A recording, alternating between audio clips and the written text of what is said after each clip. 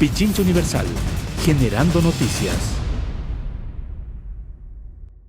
Secretario de Semplades está aquí en los estudios de Pichincha Universal.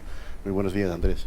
Un buen día y un buen día a todas y todos quienes nos escuchan. Bueno, vamos a topar este tema de la crisis institucional que vive el país y cuáles serían las alternativas políticas frente a ello. Varias encuestadoras dan cuenta de cómo se encuentra la situación institucional, con un poder ejecutivo totalmente desprestigiado, con una asamblea de la misma manera. Bueno, se salva, de varias encuestas se salva un poco las Fuerzas Armadas en cuanto a las instituciones. Todas las demás instituciones del Estado totalmente desprestigiadas, con altísimos niveles de impopularidad. Consecuentemente, ¿a qué nos vemos abocados, Andrés? ¿Y cuáles deberían ir siendo las respuestas que los actores políticos y sociales deben ir tomando para, no sé, si corregir esto o en alguna manera consolidar la institucionalidad democrática? Sí, un buen día nuevamente, y creo que este 10 de agosto que pasamos, que celebramos, entre comillas, 40 años de gobiernos civiles, no sabemos si de democracia, es una pregunta abierta, pero sí 40 años de gobiernos civiles, nos ha invitado a hacer una reflexión histórica de los procesos de desarrollo que tiene el Ecuador, en lo político, en lo económico, en lo social. Y en ese sentido yo justamente hablo desde una mirada del desarrollo socioeconómico basado en las instituciones que hemos venido construyendo. Y creo que es importante partir de cómo se conforman estas instituciones en la historia republicana del país. O sea, desde 1830 ya vamos 189 años de vida republicana. Hemos tenido 21 constituciones, duran menos de 10 años una constitución en promedio. Las que más han durado son las del 79, la del 1906 y la del 2008, que ya tiene 11 años de vida. Hemos tenido en 189 años de vida republicana una serie de presidentes, jefes de gobierno, jefes supremos, encargos, interinos, etcétera, que en promedio la duración de un jefe de Estado ha sido de menos de 2 años. De menos de 2 años cada periodo. Cada periodo. Hay personajes como Velasco Ibarra que se repitieron cinco periodos, pero digamos en promedio es menos de 2 años lo que ha durado esos gobiernos.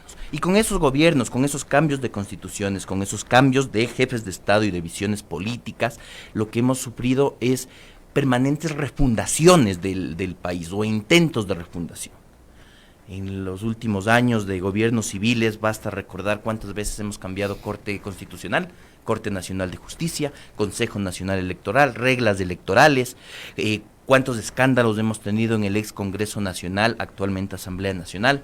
Entonces, una serie de procesos que van de la mano, lo político y lo económico, que van de la mano las crisis políticas y los periodos de estabilidad, que han sido pocos en nuestra historia, con los auges y las recesiones en lo económico.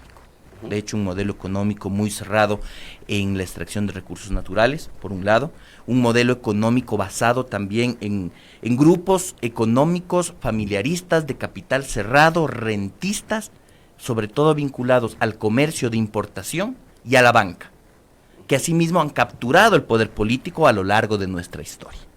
Y esa relación entre los intereses económicos y el poder político es lo que ha hecho que la mayor parte de nuestras instituciones estén al servicio de esos grupos económicos. Pero ¿hubo o no hubo una pausa en, por lo menos la tensión y disputa? Han habido algunos momentos de pausa en la historia, y voy rápido, llego a la historia reciente, ¿verdad?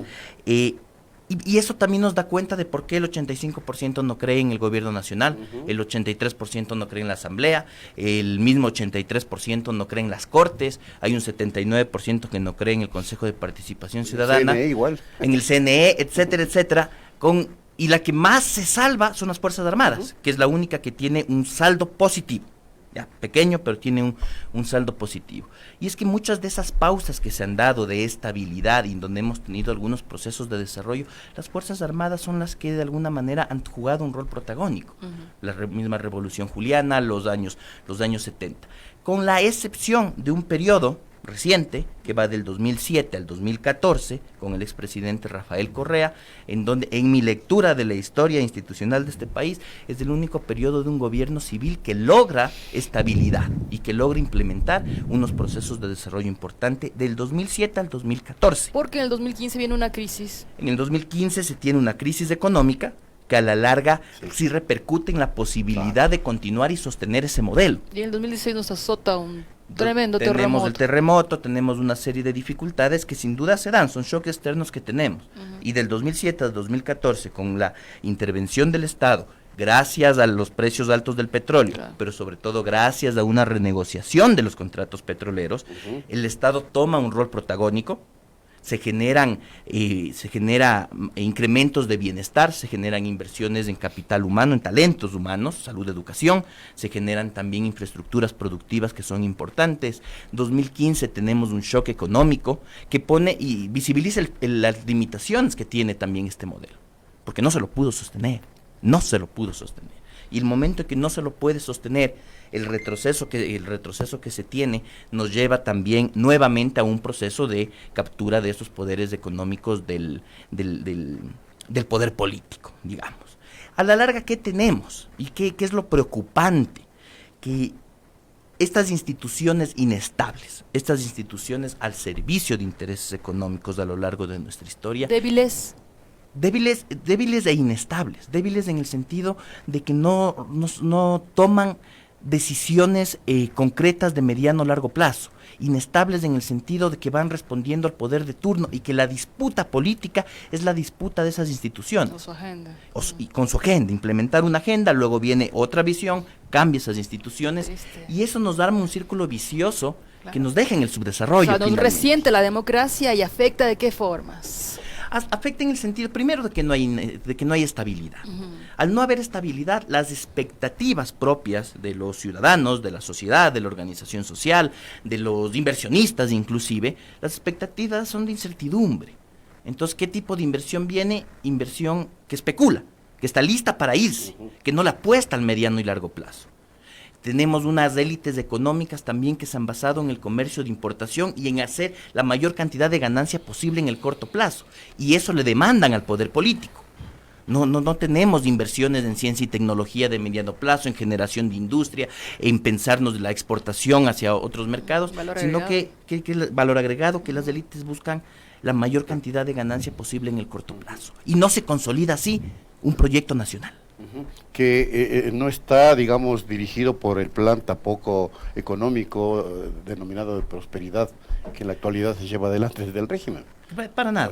Y con un riesgo país que ubica al Ecuador en el tercer puesto de los países del mundo, luego de Argentina, y creo que está en primer lugar Venezuela. Es que justamente Imagínese usted. el gobierno nacional actual de Lenín Moreno le apostó mucho a hacer esa transición de reducir la inversión pública para que venga inversión privada y darles incentivos tributarios, de exonerarles hasta 20 años que no paguen impuesto a la renta, condonarles multas de intereses, una serie de prebendas en favor de los grandes grupos económicos. Y cerró la inversión pública. Frenó la economía, no viene la inversión privada, y eso pasa porque los inversionistas serios, y hay mucha literatura sobre esto, los inversionistas serios no vienen porque me condones impuestos por 20 años, porque saben que eso significa que vas a tener un estado débil, que no te dé un contexto en el cual puedo producir, saben que eso significa frenar la economía y que no voy a tener un mercado en el cual vender. Entienden que si reduzco inversiones en salud y educación voy a tener menor talento humano con el cual puedo trabajar. Los inversionistas serios se basan en expectativas, en estabilidad de mediano y largo plazo para poder hacer inversiones en esos mismos periodos. Y a eso no les estamos regresando a ver. Ya, por ahí lo que se nota es que hay también una debilidad en la estrategia o en el asesoramiento o simplemente una elección por favorecer a una determinada élite. Nuevamente, lo que vemos en este periodo, desde el 2008 sobre todo hasta acá, que se ha profundizado el último año, es que vuelve el Fondo Monetario Internacional con su agenda económica, y esa es una agenda económica de un banco internacional que lo que quiere es que el Estado pague la deuda que tiene hacia afuera, y que tiene intereses claros con grupos económicos. La pobreza está subiendo, el desempleo está subiendo, Sí. y no escuchamos una palabra sobre eso. Lo que escuchamos es aplausos porque el Fondo Monetario Internacional nos puso carita feliz en la libreta de calificaciones. Aplausos porque se reúne aquí la Junta de Gobernantes del Banco Interamericano del Desarrollo. Eso es lo que escuchamos sobre la pobreza, sobre la desigualdad. No escuchamos una sola palabra desde gobierno. Una evaluación del Plan Nacional de Desarrollo, no escuchamos. Bueno, sobre el tema laboral, lo que se escucha es reforma laboral. Justo. Flexibilización. Que viene a la flexibilización y a la precarización. Quiero retomar esta idea en el sentido de que todo esto nos lleva a que hemos vivido los 189 años de vida republicana. Y en la historia reciente, con la excepción, digamos, de ese periodo que los indicadores nos permiten ubicar entre 2007 y 2014, un periodo de estabilidad y de desarrollo, todo lo demás son periodos de crisis institucional ya estructural en el Ecuador, que nos frena. Una vinculación del poder económico con el poder político, unas instituciones al servicio de las visiones de turno, y la imposibilidad de construir un proyecto nacional de país de mediano y largo plazo. Y ahí vienen los desafíos, porque la gran pregunta va a ser entonces, ¿cómo construimos eso? ¿De qué manera avanzamos en ese sentido?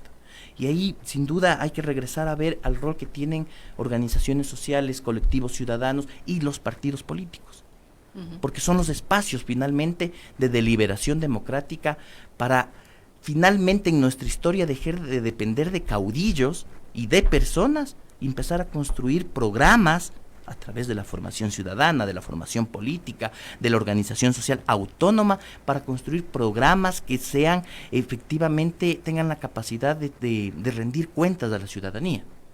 ¿Qué vemos ahorita? Se llega con un programa de gobierno, al año se lo cambia totalmente y la agenda va para otro lado. Y aunque existen instrumentos democráticos como la revocatoria del mandato por incumplimiento del programa de gobierno, por incumplimiento del Plan Nacional de Desarrollo, no pasa nada.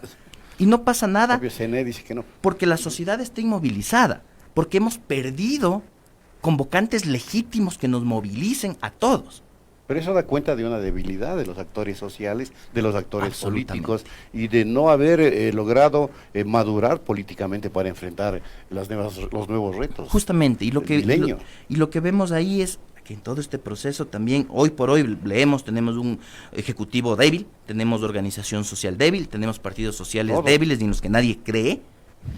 ¿Qué agenda se implementa con eso? Cuando te estoy diciendo todos los días, el Estado es corrupto, el Estado es ineficiente, cuando no hay organización social, cuando te digo los partidos no representan a nadie, Estado mínimo, y vive libre mercado.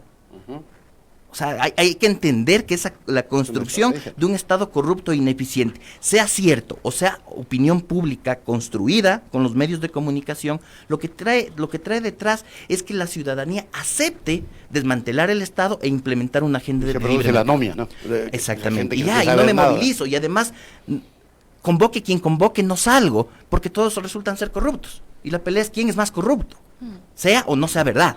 Y utilizo, como discutimos en esta misma mesa hace unas semanas, todos los instrumentos judiciales del lawfare también para desprestigiar, para perseguir, para frenar a determinados personajes y genero esa apatía ciudadana hacia la política. Vuelvo hacia dónde podemos ver adelante. Organización social autónoma, colectivos ciudadanos, partidos políticos, que debemos pasar por un proceso fuerte de formación política y formación ciudadana para superar otro de los límites que yo veo en la institucionalidad del país, y es esta dependencia que tenemos de caudillos. Hay que poder construir liderazgos múltiples y los liderazgos horizontales. Hay que poder articular sin capturar agendas a los colectivos ciudadanos, urbanos sobre todo, a la organización social, a la organización campesina y a los partidos políticos para converger en programas de gobierno que nos den una expectativa de futura seria. Estaremos bastante lejos todavía de aquello, Andrés. Ya vamos con esto, pero para retomar el origen de esta entrevista, que es las instituciones, quisiera destacar algunos datos de Click Research en su última investigación de agosto, que da cuenta de que las Fuerzas Armadas son la institución mejor valorada con 63,59%, le sigue la Defensoría del Pueblo con 42%, y de allí menor a 40%, pues solamente la Policía Nacional, y tenemos 15% de aceptación. En este caso ya vamos a los rechazos, ¿no? La legislatura tiene 85% de rechazo, el gobierno nacional 80% de rechazo, la Fiscalía General 74,84%, o sea, 75% de rechazo. La Contraloría General del Estado 77, le supera a la Fiscalía General de la Nación, y también le supera en cambio a la Contraloría el Consejo Nacional Electoral. en esta democracia no creemos en el sistema electoral o en el Consejo Nacional Electoral, ni en la Contraloría, ni en la Fiscalía, ni en el gobierno, ni en la Asamblea, ¿dónde estamos? No confiamos en nuestras prosperidad. instituciones. Pero se trata de las instituciones de control, de persecución de la corrupción, Sí, de la creación de leyes y del propio gobierno. Y por cierto, de la organización de los procesos eleccionarios. Todo. No creemos en ninguna de ellas. Wow. Sería interesante ver si con los gobiernos locales, los gobiernos autónomos descentralizados, quizás por la cercanía hay algo más de confianza en algunos lugares o nada. No, Ese sí. dato sería interesante levantar. No creo. Pero lo que tenemos ahí es absolutamente claro. Tenemos una Asamblea Nacional en este momento que no legisla, que pasa en shows políticos, de juicios políticos, que unos pasan, que otros no pasan. No está legislando. No está respondiendo a los problemas del empleo, de la pobreza, que son los que preocupan a la ciudadanía. Tenemos una fiscalía que dice combatir la corrupción, pero que no procesa a Odebrecht. Y el gobierno está ya negociando el retorno de Odebrecht como empresa bajo el argumento de que ya fue juzgada en Brasil. Es una locura, es una locura. Tenemos un Consejo de Participación Ciudadana al que se le ha dado palo, se lo Que hoy cambió mismo por un transitorio y que ahora los ex consejeros transitorios dicen esta institución debe desaparecer y nadie evalúe lo que hicimos. Pues, ¿cómo confiar en eso? Tenemos un gobierno nacional que nos pasa mostrando la ineficiencia que tiene y que nos pasa diciendo que el Estado es corrupto e ineficiente, para desmontarlo, que hay que desmontarlo. Pero permíteme ¿Cómo confiar? agregarle picor ahí, porque evidentemente Otra. mucha de nuestra audiencia lo que se pregunta es, a ver, pero Andrés Mideros estuvo en el primer momento de este gobierno. Esto me hace pensar en que usted diferencia el primer gobierno de Moreno o digamos el primer equipo asesor que todavía tenía progresismo de este segundo momento. Pero para tomar las palabras de este expresidente, no vamos a ponerle calificativos, ¿cómo es que se bajan de la camioneta quienes estuvieron en este gobierno? Mire, yo vengo de un proceso desde la universidad vinculado a movimientos progresistas y de izquierda, desde que nos enfrentábamos a las negociaciones del TLC con los Estados Unidos. Yo fui parte desde el inicio del proceso de la Revolución Ciudadana, de la Fundación de Alianza País. Participé en un momento como asesor, luego estuve en la Asociación de Municipalidades Ecuatorianas, fui asesor de política social en las EMPLADES, secretario técnico de erradicación de la pobreza, viceministro de Desarrollo Social en el gobierno del expresidente Correa. Y en todo ese proceso, desde el 2007 hasta el 2015, que yo estuve apoyando el gobierno del expresidente Correa, siempre vinculado a los elementos de política social, se estuvo trabajando en esa línea hasta que, de hecho, muchas decisiones ya de política social, como la discusión de copagos, como la discusión del acuerdo comercial con la Unión Europea, como los cambios en el gabinete que se sufrió en los últimos años del expresidente Correa, yo también ya sentí una incoherencia con lo que estaba pasando y di un paso al costado. Ya. Ha mantenido Todos una postura apostamos, crítica y autónoma, entonces. Así es, todos apostamos con Lenín Moreno a un refortalecimiento de un proceso progresista en el cual creímos, con un programa de gobierno, había un plan de gobierno que construimos también en su momento, y entramos a un gabinete que, si leemos la conformación del gabinete inicial de Lenín Moreno con la conformación del gabinete final de Rafael Correa, había mucho más progresismo dentro de las filas del gabinete inicial de Lenín Moreno. Después eso fue más una pantalla que nada, eso lo podemos ver ahora en retrospectiva, no en ese momento. Todos hicimos nuestras apuestas y fue un desgranaje que se fue dando paulatinamente. Yo ahí aporté desde las EMPLADES en la construcción del Plan Nacional de Desarrollo, alineado al programa de gobierno, que está vigente y que se está incumpliendo, y que es un causal de destitución del primer mandatario, pero nadie asume esos instrumentos políticos tampoco. Y los gabinetes son espacios de disputa, y con los compañeros del gabinete discutíamos sobre eso permanentemente. El día en que yo doy ya finalmente un paso al costado es el 16 de mayo del 2018, en la mañana. ¿Por qué? Porque en la tarde ya entraban a gobierno Richard Martínez y Santiago Cuesta. Y con eso ya finalmente había un viraje absoluto hacia los intereses empresariales. En el frente económico, el primer año de gobierno, se tuvo a Carlos de la Torre, se tuvo a María Elsa Viteri, los dos también manteniendo una línea de política económica soberana a mi criterio. Se podía desde las EMPLADES también poner una visión progresista, se tenía algunos espacios desde la gestión de la política también importantes con Miguel Carvajal. pero el 16 de agosto para mí es ese parteaguas porque ya es, más allá de que sí rondaban por ahí el expresidente del Comité Empresarial Ecuatoriano, Santiago Cuesta, como amigo personal del presidente, ese día en la tarde entraban ya a hacer gobierno. Y ese es el momento en que se vuelven incoherentes las cosas. Y es el momento en que se acelera justamente esa agenda de viraje hacia la derecha. Yeah. Entonces yo lo que presento ahí es justamente en dónde ha estado mi línea de coherencia política, de ética política, dónde ha estado también mi formación y mi aporte al país. Y siendo crítico cuando hay que ser crítico.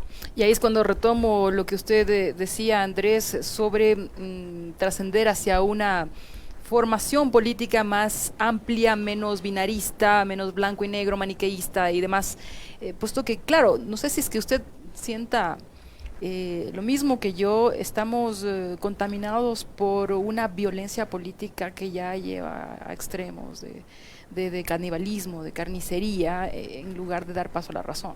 Absolutamente. Estamos más en imponer visiones, justamente en que o todo es blanco o todo es negro, y nos estamos quitando la posibilidad de construir unos espacios de convergencia de sectores progresistas, de izquierda, de centroizquierda, en los cuales construyamos un programa que sea para el país, un programa alternativo. Nos estamos quitando esa oportunidad mientras estamos jugando a uno de los grandes malos que tiene la izquierda globalmente, que es la división. La división. El fraccionamiento. Y el fraccionamiento, la fragmentación, y con eso nos debilitamos frente a agendas que tienen mucho apoyo también de la geopolítica internacional, la presencia del Fondo Monetario, la presencia de la Embajada de Estados Unidos, que toma muchísima fuerza y que apoya esos procesos. Y mientras estemos fragmentados, no tenemos resultados.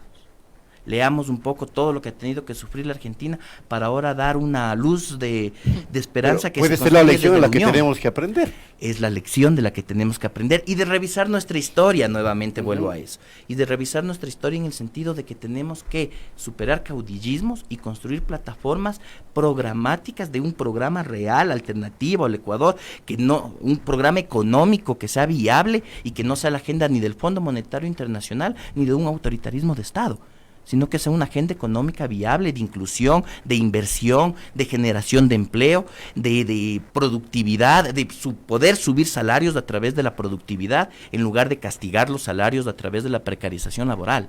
Y va a ser el sector político progresista ecuatoriano humildemente políticamente humilde y tácticamente histórico, como lo fue Cristina Fernández, que logró unificar, ¿no es cierto?, en estas pasadas elecciones argentinas, a un sector que a la postre termina dándole una dura derrota al neoliberalismo.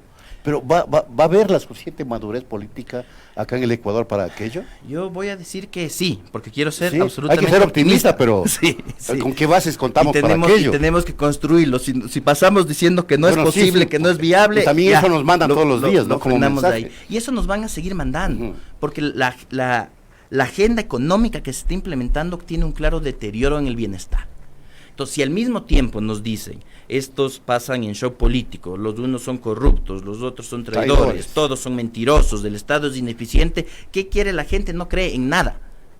Y más allá de que vea deteriorado su bienestar, va a decir, son lo mismo, porque es una forma de confundir a la gente, y la respuesta ciudadana ahorita es esa, todos los políticos son lo mismo. Entonces hay que crear diferenciadores claros. Para poder crear esos diferenciadores claros tenemos que superar esas disputas y sentarnos a darle al Ecuador, a la ciudadanía, un programa que sea efectivamente viable, que piense en el bienestar. Insisto, tenemos que hablar de economía y tenemos que hablar no solo de los males del Fondo Monetario Internacional, sino cuál es ese programa económico alternativo a la agenda del Fondo Monetario Internacional. Pero sobre todo tenemos que hablar. Pero ¿qué pasa cuando no hay espacios para ese hablar? Cuando solamente hay un solo discurso hegemónico que se repite y se repite. Hace un rato, María Fernández Penosa nos decía que Pichincha Universal vence el cerco mediático. La presidenta de la Asamblea de la ONU lo dice. Pero acá, por ejemplo, y le invito a mi buen amigo Francis Romero de Click Research a que consulte también a la ciudadanía qué opina de los medios de comunicación y cuánto colocan sobre la ciudadanía y la opinión pública temas que parecen tener una sola versión.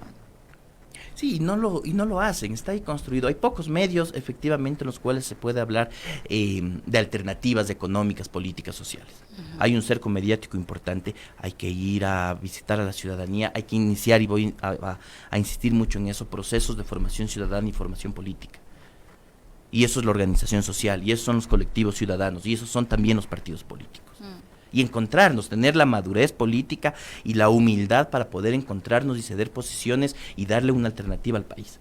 Creo que eso es lo que tenemos que impulsar y es el llamado de atención que tenemos que hacer a todos quienes de una u otra manera tratamos de actuar para impulsar un Ecuador más justo. Se puede romper el cerco mediático porque lo demostró Argentina. Lo demostró ahí Argentina. todos los medios estaban en contra de todo. La clave dentro de todo eso es la unidad. Es superar disputas para entender y asumir efectivamente cuáles son los problemas de fondo que está viviendo el país, priorizar el bienestar de la ciudadanía y darle propuestas concretas. Y ir recomponiendo el sector democrático, el sector progresista, dejando de lado rencores políticos, hay que hacerlo. Venganzas políticas, odios personales. Hay que hacerlo, y si eso implica que hay que renovar y superar caudillismos para tener liderazgos múltiples y horizontales, hay que atrevernos a hacer eso. Porque todavía hueles a morenista, con ese no converses. Hueles a correísta, con ese corrupto no converses. Hueles a, no sé, a izquierda de purista, tampoco converses con izquierdistas infantiles o entonces, demás. Sí. Justamente. Sí. ¿Quién gana con esos discursos? Por eso, pero lo que no se evidencia es la respuesta para romper eso. El llamado es ese. El llamado es eso. El llamado es pero ese. ahí mientras buscamos esa respuesta, pues, se puede diluir todo. Hay y la derecha construyendo. Asumirá. Yo creo y veo con buenos ojos fuerza. que hay muchos procesos de formación política que se están llevando adelante. Yo en este momento estoy apoyando desde el Instituto de Formación Política Manuel Córdoba Galarza, por ejemplo, justamente en un proceso de formación política para consolidar una visión de justicia social, de igualdad, de equidad y tener actores que estén dispuestos a poder hacer esas convergencias. Creo que ese es el futuro que tenemos que darle con responsabilidad a una alternativa viable en el Ecuador. Apostarle esos procesos de formación política y permitir que vayan convergiendo, que puedan hablar los actores políticos. ¿Quiénes lideran este instituto? Yo estoy ahorita como director, fui invitado a ser director del Instituto Manuel Córdoba Galarza, que es del Partido Izquierda Democrática, y ahí lo que hemos hecho en estos meses es un proceso inicial de formación de formadores. El 30 de agosto, de hecho, se gradúa una primera promoción, son 80 personas con quienes hemos seguido todo un itinerario de formación política, desde elementos propios de lo que es izquierda democrática, ¿no? Del socialismo democrático, temas de gestión público y algunos elementos más con los cuales vamos a seguir abriendo los procesos formativos a nivel nacional. ¿Pero usted es afiliado a Izquierda Democrática? Sí, yo estoy participando desde el 2 de febrero en Izquierda Democrática. ¿Fue afiliado en la Alianza País? Yo fui militante, finalmente afiliado en la inscripción en el CNE de los registros que me pasaron, nunca estuve, pero yo fui militante de Alianza País desde el principio, sí. ¿Cree que se puede hacer progresismo desde distintas yo creo que tenemos que políticas? converger y yo creo que una de las convergencias más duras que se va a tener es justamente esta disputa que tiene el Compromiso Social Revolución Ciudadana hoy día con Alianza País. Finalmente, después de que se da la ruptura, yo también no me quedo en Alianza País por una razón muy simple. El presidente es Lenín Moreno, entonces no hay cómo estar ahí, simplemente.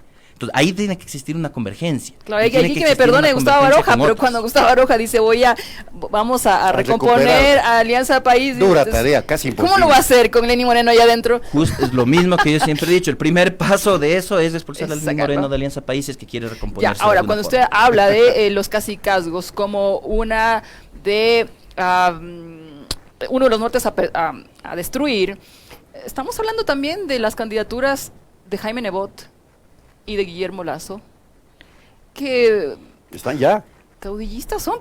Absolutamente. Están en camino.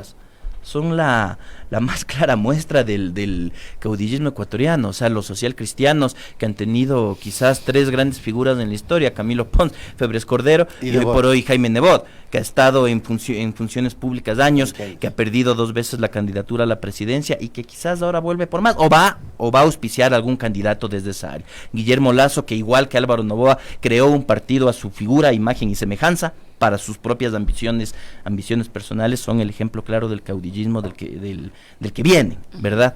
Y eso va a estar ahí, eso ya está. Y eso es lo que hay que confrontar.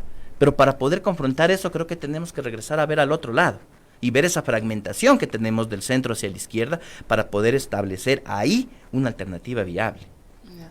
Y para poder establecer ahí una alternativa viable creo que tenemos que ceder muchísimo en los egos. Ya, y ahí es cuando ser le mucho- parece una muy inspiración argentina. Ahí lo que me parece es que es un llamado de atención claro. Si no hay unidad, o sea, mejor dicho, la unidad es el camino. La unidad es el camino, converger en unas agendas programáticas. ¿Usted cree que más allá de podrían personas. converger izquierda democrática con correísmo, entre comillas? Yo creo que Bien programáticamente complicado sí. le veo yo. Sí. E insisto en esto, es que hay que discutir de programas. Claro, pero hay es que eso de debería ser, ideas. dejar de lado los odios personales, o lo que se quiera llamar. Y es ahí donde tenemos que buscar la convergencia, o por lo menos ahí donde algunos estamos trabajando para buscar esas convergencias. Y la invitación está planteada a todos quienes quieran efectivamente lograr esa convergencia de un espacio de centro a la izquierda que sea alternativo a la agenda neoliberal que se está implementando. Porque si no se viene. Si no se viene. Y pasarán décadas. Y pasarán décadas Y hasta se que viene. volvamos a tener un nuevo ciclo. Si queremos cambiar la historia, hay que aprender de ella y hacer las cosas distintas. Muy bien. Entonces, justamente la invitación desde la formación política a buscar esos espacios de convergencia progresista y democrática. Pichincha Universal. Aquí se escuchan bien las noticias.